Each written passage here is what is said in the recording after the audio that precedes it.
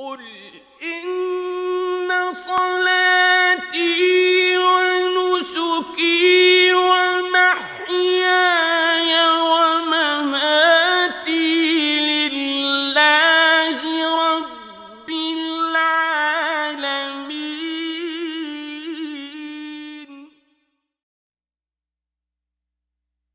لا شريك له وبذلك أمرت وأنا أول المسلمين.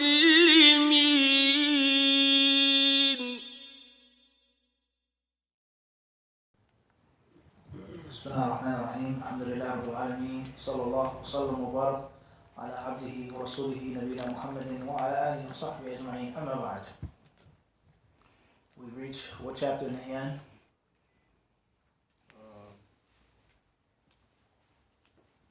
I believe we were doing chapter 3, Which is? the nature of cleansing the najasa, the impurities.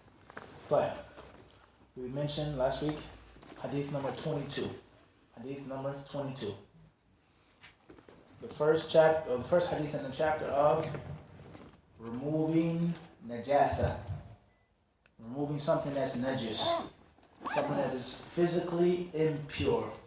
How to remove it. How to remove something that's physically impure. Everybody understand this? Everybody doing this? But, and not only how to remove something that's impure, but what is considered something that's what? Impure. Everybody understand this? What are the things that are najasa or najasat in the Islam? How do we know? Is it upon us to determine what is Islamically impure? Or is it based off of what the Sunnah tells us and explains to us?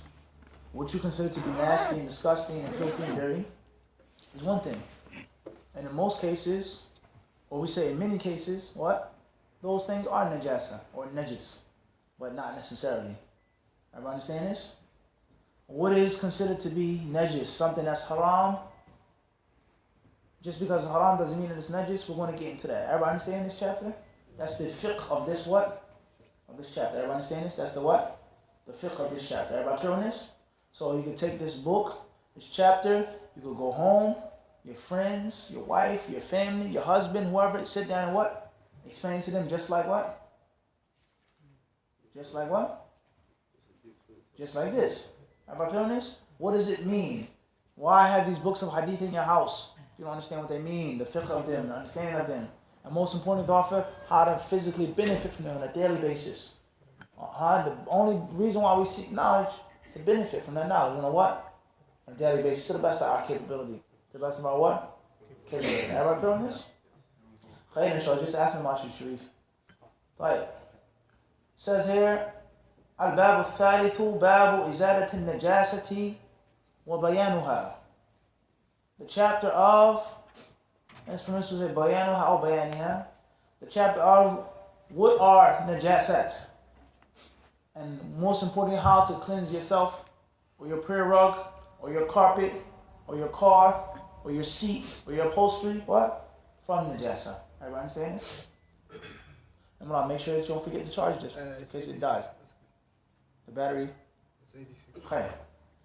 But first hadith, the author, he says, عن أنس بن مالك رضي الله عنه قال سئل رسول الله صلى الله عليه وسلم عن الخمر تتخذ خلا قال لا أخرجه مسلم والترمذي وقال حسن صحيح.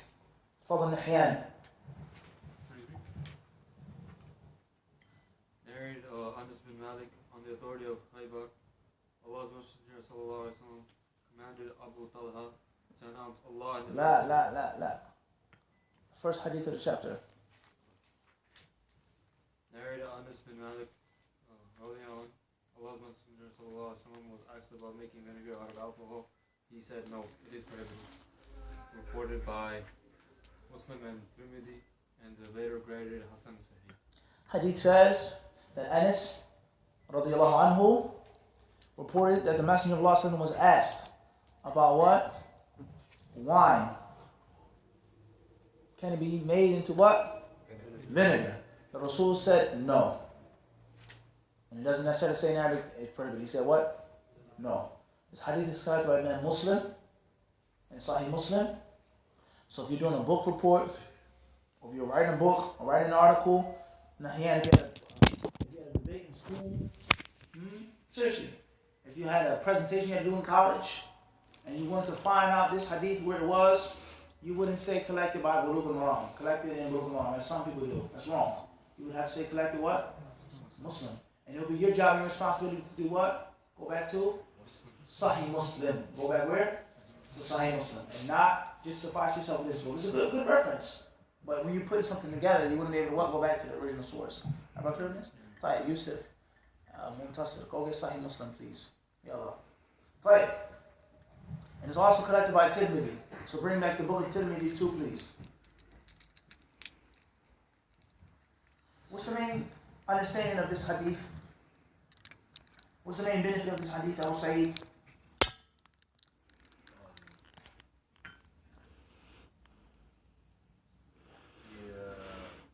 inquisitive nature of the companions. What's the main benefit from this hadith?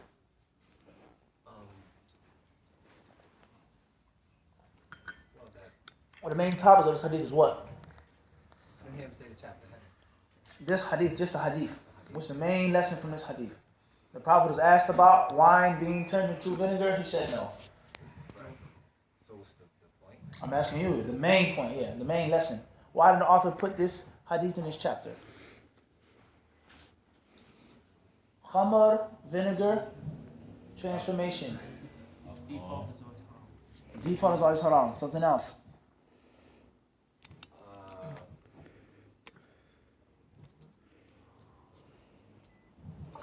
The asl in the vinegar is halal. The main lesson from this hadith is that alcohol or wine is considered what? Najis. Najis. Considered what? Najis. How and why? From the deducement, according to the author, if it's haram, then it's automatically najis. That's one view, way of understanding it. Everybody understand this? This is volume 1. That's your job as a researcher. Oh, you mean look for it? That's your job as a what? Researcher. I can't do everything, Yusuf. Teach the class, give you the class, get up, find the book. Huh? Like, you find a hadith, inshallah. What do you think this hadith is going to be? Purification. That's your job as a what? A researcher. And once you don't find it in the book of purification, you look somewhere else. And then you don't find it, you look again and again. But just imagine you do that every day. How many hadiths you going to read? Huh? How many hadiths you going to come across? How much fa'idah you're going to get by searching and looking for it? Everybody understand this? You're going to get a ton of benefit. Hear this? Everybody clear on this? Inshallah, it's like getting lost, huh? Just driving around one day without using a GPS. You get lost, but after a while you're going to know the city like what? You're going to know well. You're going to know where to drive, the shortcuts. Everybody understand this? By not using the what? GPS. Everybody clear on this? Inshallah. Perhaps. Moving on. If the khamr is unlawful to be turned into vinegar, then some other people now say that it's automatically what? Najis. Everybody clear on this? Now, let's move on. That's the main lesson from the hadith. Sanani rahimahullah, he says,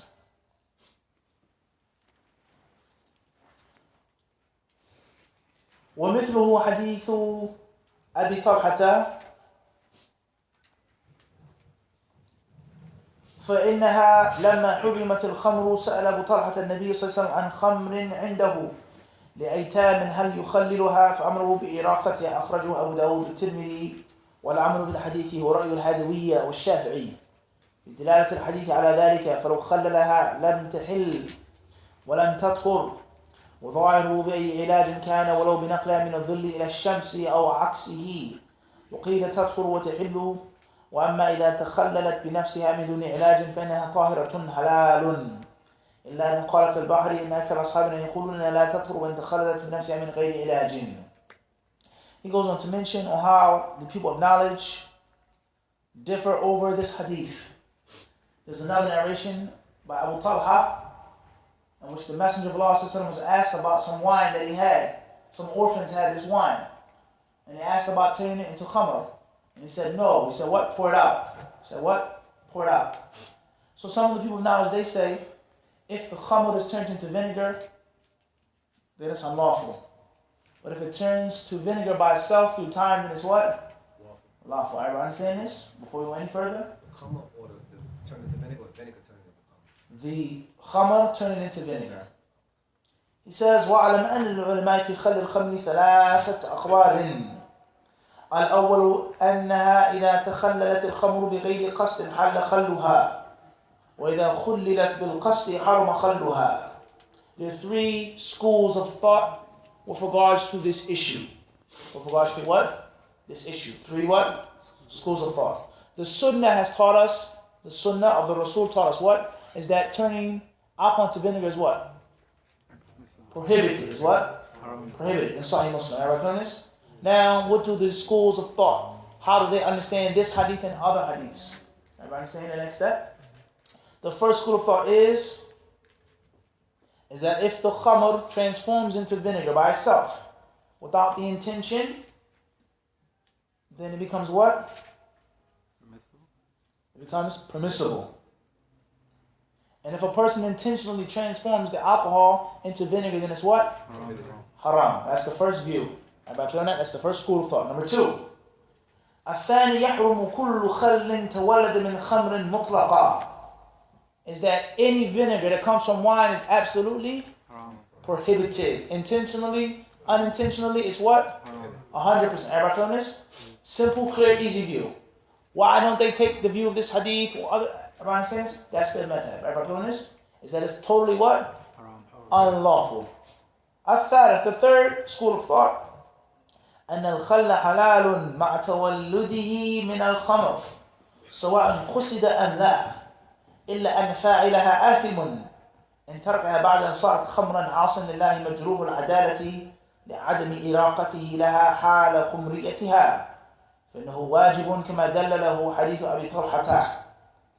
وأما الدليل على أنه يحل الخل الكائن من الخمر فلأنه خل لغة وشرعا. قيل فإذا أريد جعل خل لا يتخمر فيعصر العنب ثم يلقى عليه قبل أن يتخلل مثله خلا صادقا فيتخلل إلى آخر كلامه. He then says the third method is that the vinegar is permissible. Vinegar is what? Permissible no matter how it comes from. Intentional or what? Unintentional. But the one who keeps the khamr and allows it to remain in his house or his store until it becomes vinegar is what? It's sinful. He's what? He's sinful. He's a fasiq. And his testimony is not accepted in Islam. Because of the hadith of who? La, we mentioned after hadith of Anas. Hadith of what? Who companion? Abi Talha. Hadith Abi Talha, he asked about the khamr that he had belonging to some orphans. We just mentioned it. Huh, Khalid? Huh? We just mentioned this, huh? We just mentioned this hadith. What did the Prophet say about the khamr to do what? Pour it out. Pour it out. He said what? Pour it out. So the first madhab states what? That if it's not intentional, It's permissible. If the alcohol sits there and then it becomes what? Vinegar, it's halal. But you cannot turn it and transform it and what? Ferment it yourself. Everybody understand this? The second madhab was what? it's haram, period. Period. Mutlaqan. The third method was what? It's permissible. It's permissible for it to turn into vinegar. You can leave it there. But the one who keeps the khamr is what? Sinful. Why is the khamr sitting in your house? Why are you waiting for it to turn to vinegar? Everybody understand this? Everybody doing this? Even if he doesn't have the intention to use it? Even if he doesn't have the intention to drink it because of the hadith of Abi Talha. He told Abu Talha to do what? Pour it out. Dump it out. Get rid of it. And that hadith, Abu Sa'id, is left in Sunan Abi Dawood. Everybody clear on this? On these three different schools? Everybody understand this? Right, let's move on to the next hadith. Hadith number 23. The author, he says, وعنه رضي الله عنه قال لما كان يوم خيبر أو قال لما كان يوم خيبر أمر رسول الله صلى الله عليه وسلم أبا طلحة فنادى إن الله ورسوله ينهيانكم عن لحوم الحمر الأهلية فإنها رجس muttafaqun alayhi. Narrated Abu Talha, or narrated, Anas, on the day of Khaybar, the Messenger of Allah ﷺ commanded Abu Talha to make an announcement to the people. Indeed, Allah and His Messenger prohibit you from the flesh of domestic donkeys, for indeed they are filthy. فَإِنَّهَا رِجْسٌ. They are considered what? Filthy. This hadith is agreed upon by Al-Bukhari and by Muslim. Everybody understand this? As for the last hadith, then obviously the safest view is to do what? Stay away from it. Be the second method. To what? Do not take any vinegar from, period. That's the safest view. That's the what? Everybody clear on that? Type. Follow in the hand. 23. Narrated Anas bin Malik radiallahu anhu, on the day of Khaybar, Allah's Messenger sallallahu alaihi wasallam commanded Abu Talha to announce, Allah and His Messenger have prohibited you eating of the flesh of domesticated donkeys, for it is unclean. Agreed upon by Type. I have a different one. Follow. Narrated Anas ibn Malik on the day of Khaybar, the Prophet ﷺ commanded Abu Talha to make an announcement, so he called out saying, Allah and His Messenger ﷺ prohibited you from eating the flesh of domestic donkeys, for it is considered rich, impure food. It's agreed upon. Type. And what does your version say in the hand? it also says ridges. It says In Right. Arabic, from eating. It says from eating. eating of the flesh of. Type. Khair. Jazakumullah khair. Very good. This hadith, what's the main lesson of this hadith? Is it domestic donkey uses najis? Is the najasa of the flesh of Donkeys. domestic donkeys. Everybody understand this? Of the what? Now, that's primary. Second or secondary is the skin of the donkey, the saliva of the donkey, the perspiration of the donkey. Is that also considered to be najis? And it's a very important issue, especially in those days when people moved around on what? Donkeys. Donkeys. And we saw many donkeys too in Guyana as well. Everybody understand this? Many parts, places of the world, people still have donkeys. It's not like New York City wherever you go. Manhattan. Everybody doesn't have the A train. Everybody understand this? Right. So the hadith the author of the hadith could be in the book of foods. It could be in the book of foods, but here he brings it in this chapter to prove that there's something else which is considered to be what? Najis. Which is considered what? Najis. Everybody understand this? Now, so the main lesson from the hadith is the impermissibility of what? The flesh of? Domesticated. There you go. Domesticated donkeys. A wild donkey is what? It's different. Everybody clear on this? That's the main lesson from the hadith. As-Sanani rahimahullah says, وَهِيَ دَالَةٌ عَلَى تَحْرِيمِ أَكْلِ لُحُومِ الْحُمُرِ الْأَهْلِيَةِ وتحريمها هو قول الجماهير من الصحابة والتابعين ومن بعدهم لهذه الأدلة وذهب ابن عباس إلى عدم تحريم الحمر الأهلية وفي البخاري عنه لا أدري أن نهي عنها من أجل أنها كانت حمولة الناس أو حرمت ولا يخفى ضعف هذا القول لأن الأصل في النهي تحريم وانجهلنا علته واستدل ابن عباس بعموم قوله تعالى قل لا أجد فيما أوحي إلي محرما على طاعم الآية فإنه تلاها جوابا لمن سأله عن تحريمها ولحديث أبي داود أنه جاء إلى رسول الله صلى الله عليه وسلم غالب بن أبجر فقال يا رسول الله أصابتنا سنة أو سنة ولم يكن في مال ما أطعم أهلي إلا سمان حمر وإنك حرمت لحوم الحمر الأهلية فقال أطعم أهلك من سمين حمرك فإنما حرمتها من أجل جوال القرية يريد الذي يأكل الجلة وهي العذرة وأجيب بأن الآية خصت عموم الأحاديث الصحيحة المتقدمة وبأن حديث أبي داود مضطرب مختلف فيه اختلاف كثيرا قال البيهقي في السنن بعد ذكر أنه مختلف في سنده قال ومثله لا يعارض بالأحاديث الصحيحة انتهى كلامه وإن صح حمل أو حمل على الأكل منها عند الضرورة كما دل له قوله أصابتنا سنة أي شدة وحاجة. He says the majority of the people of knowledge from the Sahaba and the Tabi'een, they held this view, is that the flesh of domestic donkeys are what?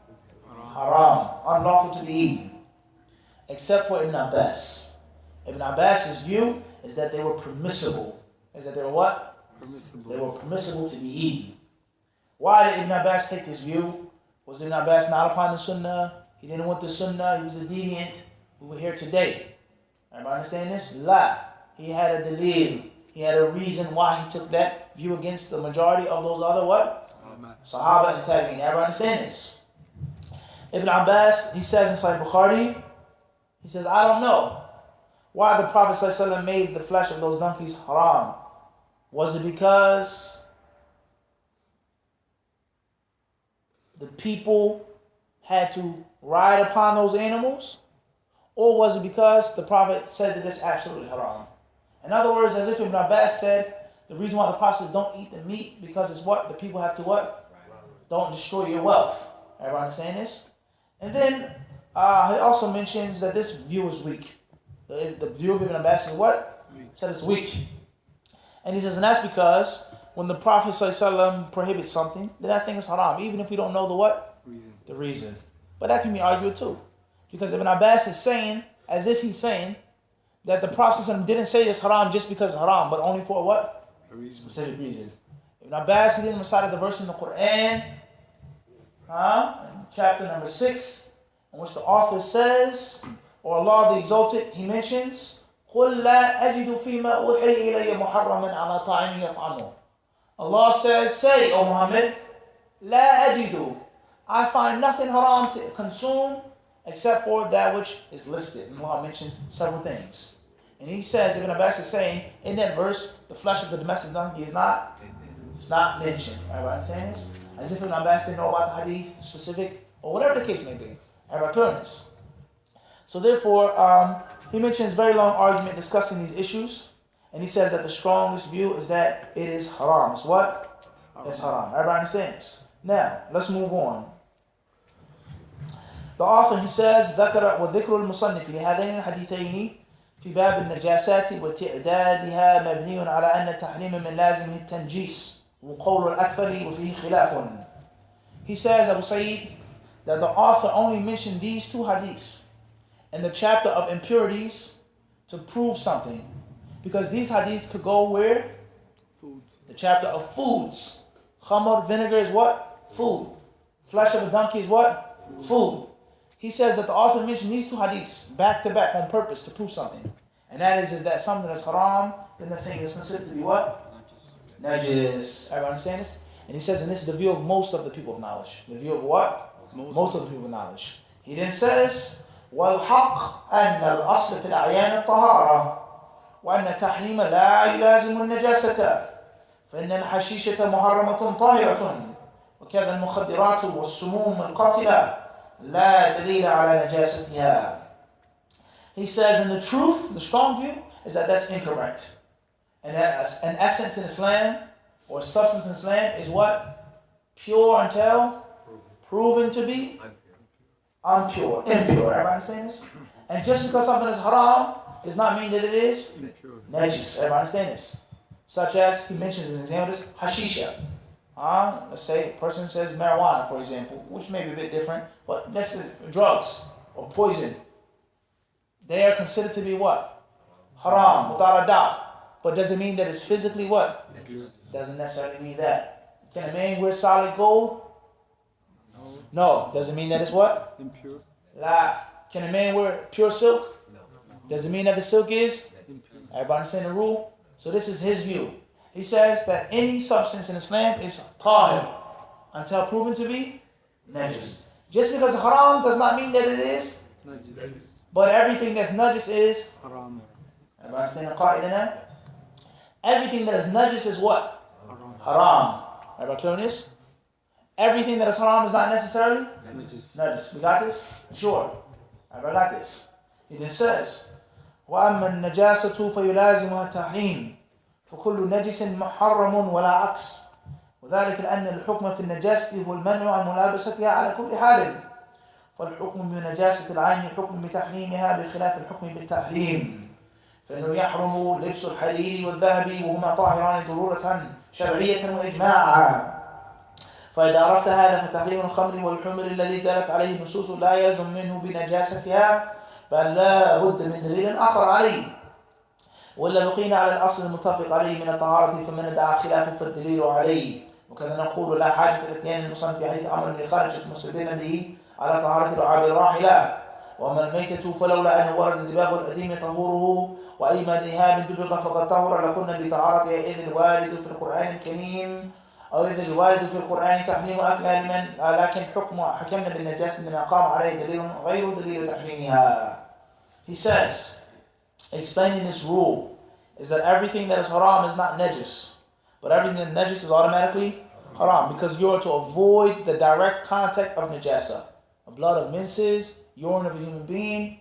Everybody understand this? Anything that's najis, you're not to directly touch.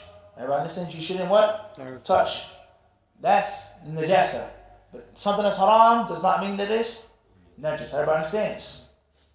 He says, so therefore those who say that these things are najis, they must bring another dalil. They must bring what? A dalil. Because the asl is that it's pure until proven impure. Everybody understand this? He then says, the author then brings another hadith, which is the third hadith in the chapter. Amr ibn Kharija, radiallahu ta'ala anhu. He says, no need to bring this hadith to prove that the saliva of this animal was pure. And he says, as far as dead animals, mayta, then if it wasn't for the hadith about taining their hides, we would say that those hides are what? Pure. That they're what? Pure. Allah made it forbidden to eat what? Mayta. An animal that was not slaughtered correctly is what? Haram. Does that mean it is najis? But we have specific dalil about the hide. Everybody understand this? Okay, inshallah, moving on. Hadith number 24.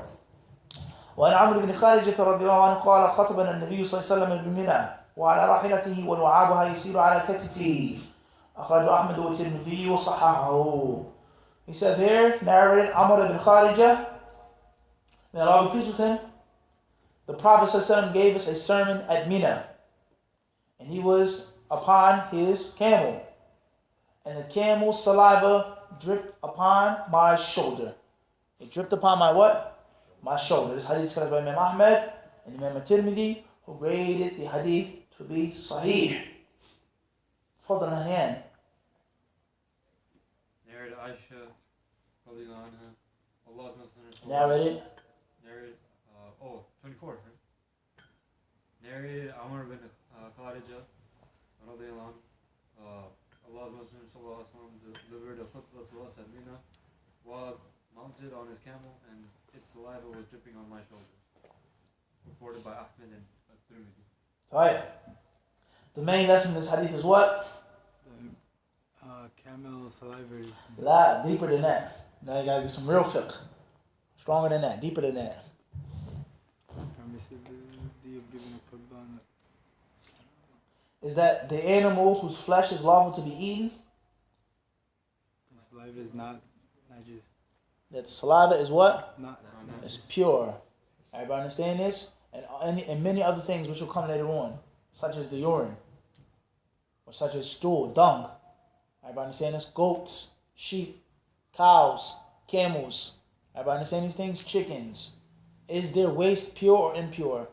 Everybody understand this? Is their saliva pure and impure? And this is a major benefit, especially if you're a farmer. Especially if you're what? Farmer. If you're a farmer. Can you pray? You slaughter an animal. Things get everywhere. Everybody clear on this? Everybody understand this? So the main lesson in this hadith is that the saliva of the camel was what? Pure. How do we know this? How was that? Because someone didn't say anything. The Prophet acknowledged it. The Prophet knew the camel was dripping saliva on him?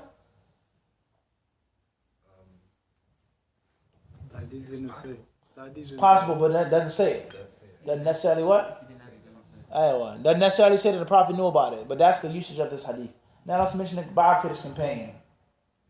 He says, هو صحابي أنصاري عداده في أهل الشأن وكان حليفا لأبي سفيان بن حرب وهو الذي روى عنه عبد الرحمن بن غنم أنه سمع رسول الله يقول في خطبته إن الله قد أعطى كل ذي حق حقه فلا وصية لوارث.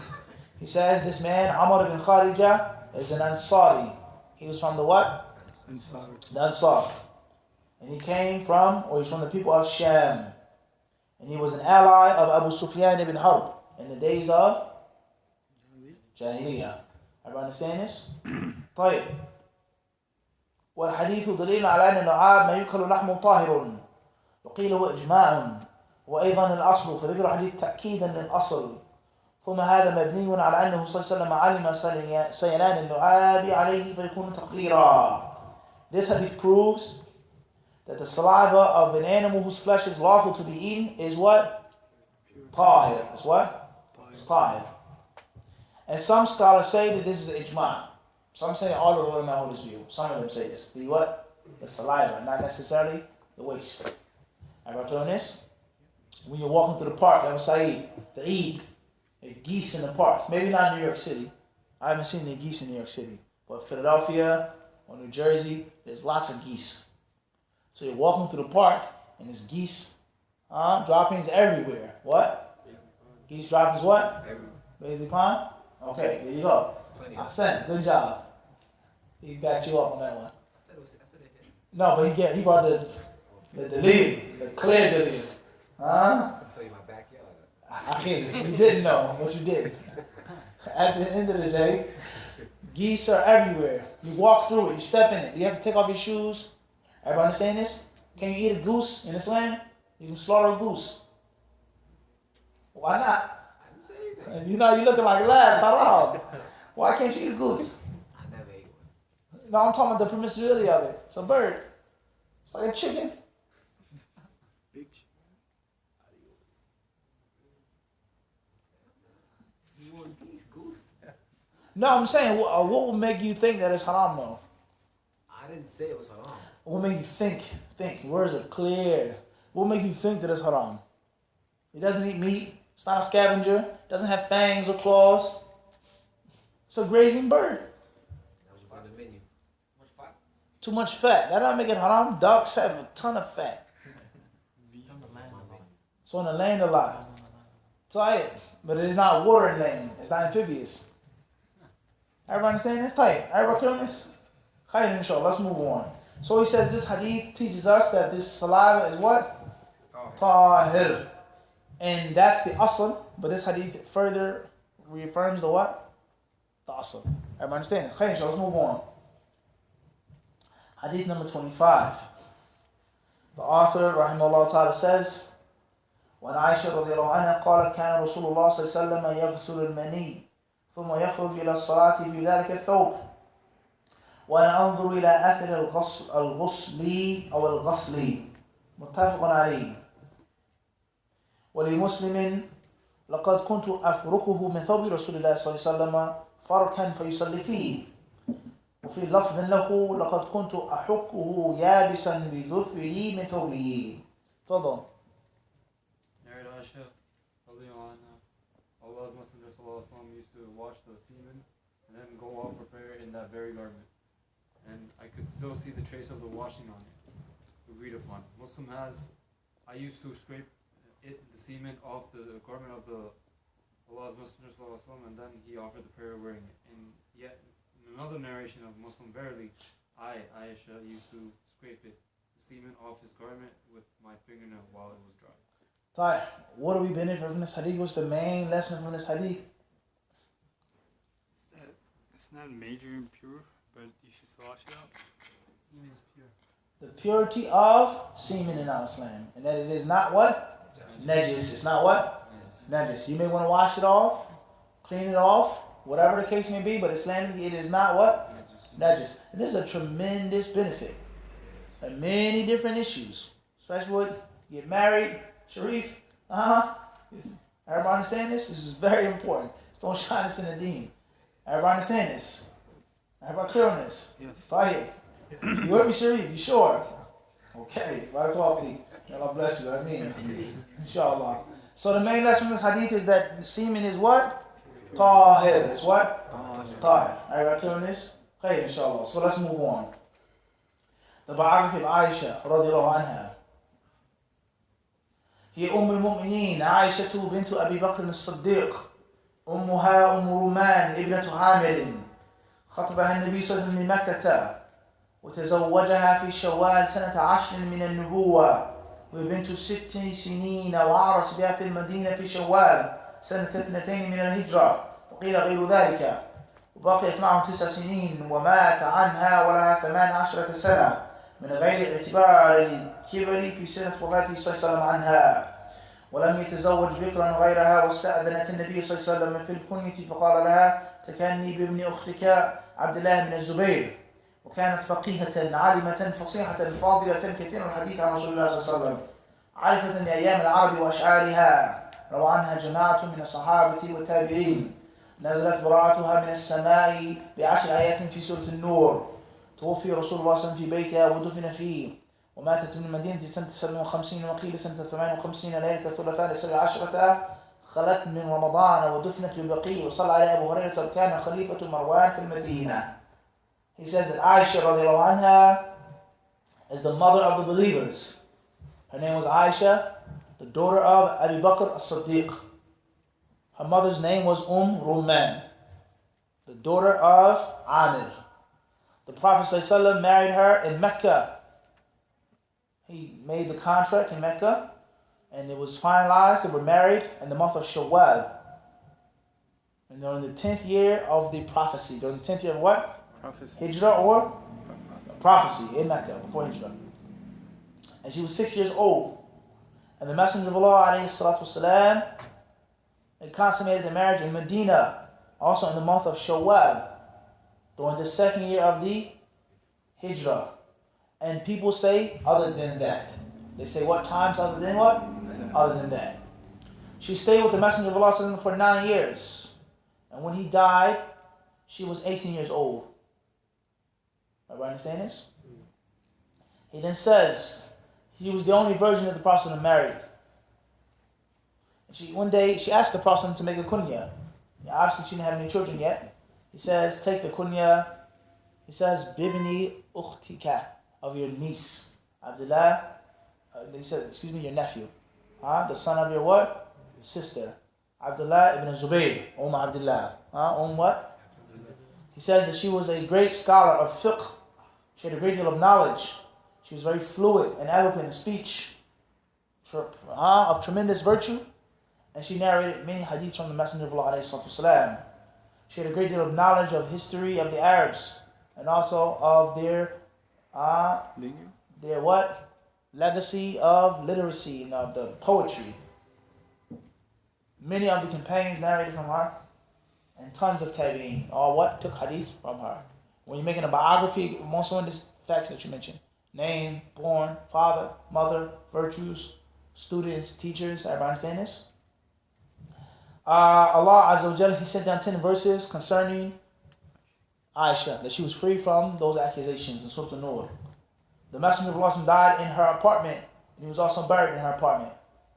As for her, she died in Medina during the year 57 of the Hijrah. And some say 58. On Tuesday night, the 17th of Ramadan. And she was buried in the Baqir in Medina, the burial ground. And Abu Hurairah led the salah and prayed over her janazah. And she was the governor of Marwan in Medina. Who was Marwan? Who was Marwan? Nahyan.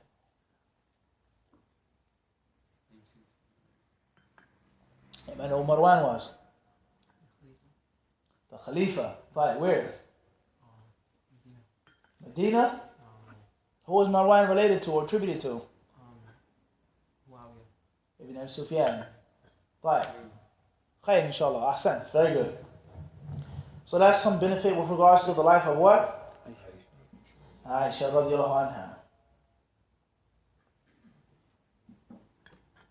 Right, moving on. وهذا الحديث استدل به من قال بنجاسة المني وهم العدوية والحنفي ومالك ورواية عن أحمد قالوا لأن الغسل لا يكون إلا من نجس وقياسا على غيره من فضلات البدن المستقدرة من البول والغائط لانصبابها الجميع إلى مقر وانحلالها عن الغذاء ولأن أحداث الموجبة لطهارة نجسة المني منها ولأنه يجري من مجرى البول فتعين غسله بالماء كغيره من النجاسات وتعول ما يأتي مما يفيده قوله ولمسلم أي عن عائشة رواية انفرد برفع عن البخاري بقوله لقد كنت أفرق من ثوب رسول الله فرقا. He says this hadith proves the following things. Number one is that semen is impermissibly, or what? Semen is what? Najis. The opposite. He says this hadith proves that semen is what? Najis. Why is this? She or he? Who washed it off? She says that he would go to the masjid and I would see the what? The traces of washing. Everybody understand this? That's the first reason why they say that it's what? Najis. They say the Prophet washed it or Aisha washed it, proving that it is najis. Number one. Number two, they say it's just like any other types of secretions from the body. Something that comes out of a person's body, they say it takes the same ruling. It's all what? Najis. A third reason why they say it's najis is that they say it comes from the same source. The food is taken into someone's body, broken down, and the body does what? Push it out. I understand this. And they also say that it comes from the place of urine in a man. It comes from what? Everybody understand this? They say it's the same. It comes from the same location. So that the semen is what? Najis. This is the view of the following ulama. The Hanafi scholars, Imam Malik, rahimahullah, and this is one of the different versions of the view of Imam Ahmad bin Hanbal, rahimahullah. In other words, there were other times in which he did what? Scraped it off. Where he said it was pure. Everybody understand this? And then he mentions a very long argument and debate with regards to the different narrations. Aisha said that she used to scrape it off. In other words, it was dry. So if it was dry, that means that it stayed on his clothes. And if it stayed on his clothes, how could it stay on his clothes being najis? In other words, that it was pure. And she only removed it just because it was a stain. Everybody understand this? So that's a view of those ulama who say that it's what? Najis. Everybody clear on this? As for those who say that it is pure, what dalil do they use? This hadith. What else do they use? Something else or something else. That they saw him praying in it. Something else.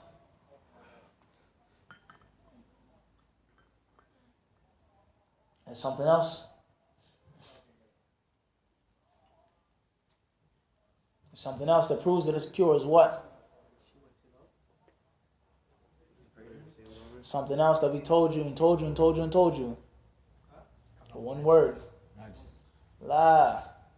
Is that it's the asal. It's the what? Asal. The asal of things is that they are until proven and pure. Everybody clear on this? Fine. Another proof is that the hardship. If a person has sexual intercourse with his wife, they have to make it stingy afterwards? No, that ghusl is spiritual. That's a spiritual impurity. You're junub. But we're talking about physical najasa. Everybody understand this? That's a hardship. Everybody clear on this? Everybody understand this? What's the hardship? Like, a person, if you are intimate with your wife, right? Do you have to go to sleep? Or do you have to get up and wash yourself and she has to wash herself?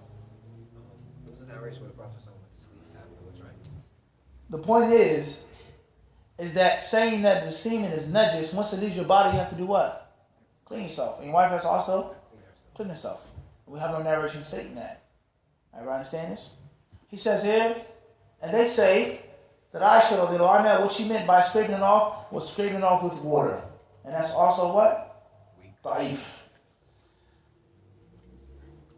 Imam Shafi'i, rahimahullah, he held the view is that semen was tahir. We finished the guys who said that it's what? Now just moved on to the next view. And they say that when Aisha said, I saw the traces of water, then that's something that's recommended. And not something that's what? Wajib. Just like any other stain on your clothes. If something spills on me, doesn't mean that it's najasa. But I don't want to stain on my clothes when I go to the masjid. Everybody understand this? Everybody clear on this? Kool-Aid spills on your shirt. Lemonade spills on your shirt. Pepsi spills on your shirt. You don't want to stain on your clothes, that doesn't mean that it's automatically what? Najis. Well, we'll stop here. Hopefully in the next class we'll finish this argument in brief and then move on to the next hadith. Allah subhanahu wa ta'ala surely knows best. Alhamdulillah Rabbil Alameen. If there are any questions, we'll try to take them now. And if not, Jazakumullah khair. Hopefully everything is clear. Anything that's unclear about the class or off the class, now is the time to what? Now is the time to what? Ask. Wallahu alam. Please stop the recording.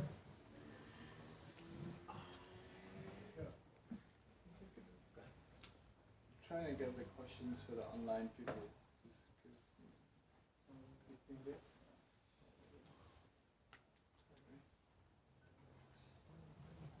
Bismillahirrahmanirrahim. Follow. You said Aisha radiallahu anha married the Prophet sallallahu at 6, and she was with him for 9 years, but she left him at 18. When he died, he left said him at 18, she was 18 years old. but 9 and the 6 just didn't So equal 18. 9 and 6. He made the khutbah when she was 6. Right. Now, everybody understand this? Then later on, they lived together when she was what? 9. This was 9 and 9 is what? 18. I thought you said 6. Yeah. Well, no, he mentioned a different, time. Wallahu alam. Barakallahu fikum. Fadl Sharif. Hakallah Abu Sayyid. This is kind of off top. I mean, it's kind of. Fadl. But like, you know how I said that Prophet was going to put that in that on top of the camel. Mm-hmm. So it's permissible to actually give a khutbah on a riding beast or like. Based off of that hadith, it would be permissible. Based off of that what? Hadith. Hadith would be permissible. When the Prophet was at home in Medina, he would have the minbar. And before the minbar, the Prophet he stood on, or he had the what? Stalk. The tree trunk. Or a tree trunk. So if that wasn't the case, when he was traveling, as he mentioned in the narration, he was upon the what? The camel. Wallahu alam. I have a question. Follow. This referred to the tree opinions and when you're joining the salah and there's no one to make a saf at the back. If you follow the opinion that says to join the imam, is it permissible to walk in front of people to get in front of the imam? We say is that the imam's sutra is the sutra of the people behind him. So if the imam is praying in a mihrab or a wall or anything in front of him, a chair or a staff or a prayer sutra thingy that they have in some masjids, especially overseas, you can walk in and out between in front of the people if it's 100 rows, because his sutra is their sutra. Everybody understand this? You're not breaking their salah, the imam's sutra. Clear? Wallahu alam. Hold on. What if you're like in a masjid that they don't know but that opinion or whatever, and it will cause problems walking in front of people? Fair law to the best of your ability. At the end of the day, you're following the sunnah, something that should be known to the Muslims. It's not your fault for doing something that's permissible according to the sunnah. That's their fault, their ignorance. However, that's not the case. In most masjids that you go in, people lack knowledge of the sunnah severely. And not only are they ignorant of the sunnah, but they feel this is their job to teach you. Someone sees you, you're a young, ignorant, young guy. He has a clean-shaven face, you have a beard, you're ignorant, he's knowledgeable. No, this is reality.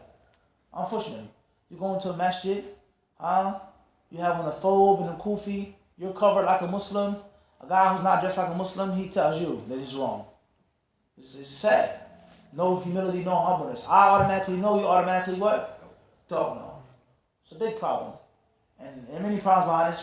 There's a cultural clash in America. If we were in Bangladesh or Mali or Nigeria, it'd be a different story. This is America, man. New York City. Everybody understand this what? New York City. I go to stop in a Jamaican Muslim center or this masjid or that masjid. I'm not from Bangladesh or Nigeria. I'm not of this madhab. I come to pray. You can't force your cultural values what? On me. It happens all of the time. And many Muslims, they come to America, we said this before, and it's a cultural clash, a melting pot. And we said this. Brother says, how do I know which Muslim to take from? This and that and so on and so on. It's America. You've been exposed to different things. You've seen different things. It's upon you now to ask. It's upon you now to find out. Because you've been what? You're not just in your village anymore, your city back home. This is different. It's not Nairobi, Kenya anymore. It's different exposure to different things. I heard this guy speaking give a khutbah, and our traditional imam give a khutbah. Obviously, the way he spoke, what he said, the Arabic that he knew, the hadith that he was quoting, that tells me, and that proves to me, is that there's something called a student of knowledge. There's someone who's learned, and there's someone who's ignorant. Everybody understand this? So how can I keep going back to him and just, I don't know, it's not my job, you can't say it anymore. Because you've been exposed to what? Different what? Different things. You've been exposed to what? Different things. There is, premium, gas, and then there's what? It's not the same anymore. You're not used to just one type of gas. So you have no problem of implementing the sunnah. You're not harming nobody. You're not stepping on nobody's toes, kicking nobody, spitting on nobody. However, these people, they feel it's their duty and it's their job to correct you and to fix you. And they don't know their elbows from their feet in this land. This is, at most masjids you go, it's like this. Overseas. Overseas. It's the same thing. It's unfortunate. It's very what? Very unfortunate. So first and foremost, you have to be patient upon the harm of the people and the harm of the ignorant, the harm of the foolish and their annoyance. Secondly, try your best to avoid anything that's controversial. However, if you feel like something is haram or wajib, that's what you have to do. If someone's trying to walk in front of you, you stop them. He's going to get mad and curse. My madhab, I'm Shafi, I'm mad. Hey, akhi, it's my salah. I'm sorry. Everybody understand this? It's not your fault. Try to avoid the controversial issues, yes. Try to use hikmah, but you have to follow what you feel is mandatory. What you feel is what? Mandatory. So you have to have a little bit of hikmah, a little bit of fiqh. Somebody's coming in the masjid, perhaps somebody's going to come, you get another row. Maybe it's a little space you can squeeze in. Use a little what? A little hikmah. However, it's not your fault for implementing what you've learned and what you feel is correct. And the ignoramus, he has no shyness. That's sad. He's ignorant and he's going to dictate to you what you have to do. Happens all of the time. That's why it's our job to learn as much as we can and what? And spread it. Everybody understand this? To learn what we can and what? Spread it. To those who want it. And to those who don't want it, that's not our problem. We're not fighting with them. We're not arguing with them. We're not here to beat you up and lock you down and beat you to implement the sunnah. La. We spread it. If you take it, alhamdulillah. If not, ma salam. We move on. It's just that simple. Wallahu. What if, like, let's say you was the imam and this whole line was full, so there's no space from here to here. You coming in from the back. Are you allowed to, like, break the people? No, you don't break the people. La. You can get in from there, from the entrance, if you can. There has to be, Imran. If you're coming in from the back, hypothetically speaking, that's different. But here in this masjid, you go right here. Yeah, but other masjid, that's a different story. Fair law to the best of your ability. If you can't pull somebody back, obviously you shouldn't what? Break them. One lead. Fair law to the best of your ability. Wallahu a'lam. There's no questions from me. Any other questions before we stop? Fadl Sheikh. You mentioned the semen. You have, is that money? Yes, many. Madhi is a seminal fluid. That's different. It has a different ruling. That's going to come. We're going to mention it in the next class. Hopefully. Al-madhi is not mani. Everybody understand this? Madhi and mani are two different what? Two different substances. And they have two different rulings according to some of the ulama. Because some ulama say that even mani is najis. Some ulama, they say that both mani and madhi are what? Najis, 100%. And some scholars, they say both mani and madhi are tahir. And some say mani is tahir and madhi is najis. However, it's najasa khafifa or mukhaffafa. It's light, slight.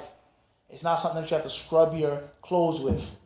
But the way of cleansing yourself from that is to sprinkle water on a place in which you think there is madhi. It's not like a menstrual blood where a woman has to what? Wash the clothes or urine or stool, something like this. Everybody understand this? Clear, Sheikh? Inshallah. Wallahu a'lam. One day last week we were praying and there was one line here and there was no one else back here. For him to pray, and I noticed he went up there to make salat with. Just like Imran's question. Yes.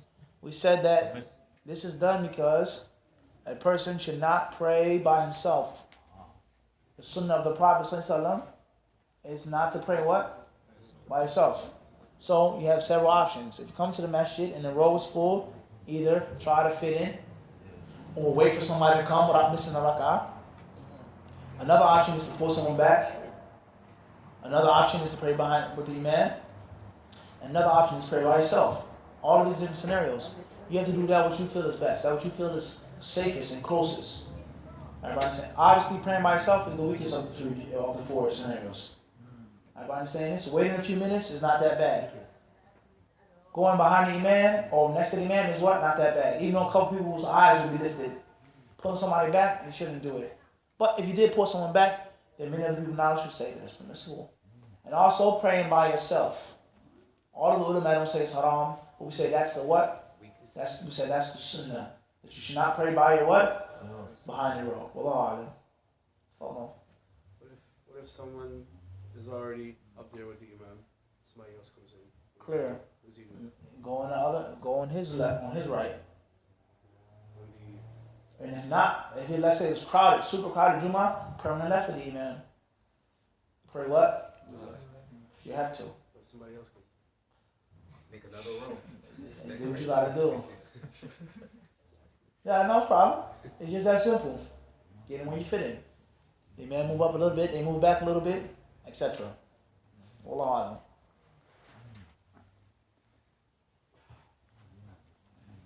Anybody else? Alhamdulillah Rabbil Alameen.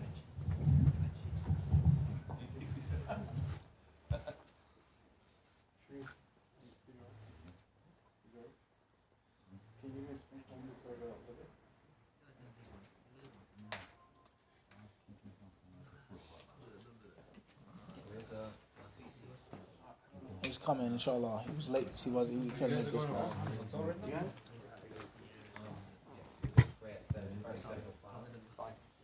How's it going, Sharif?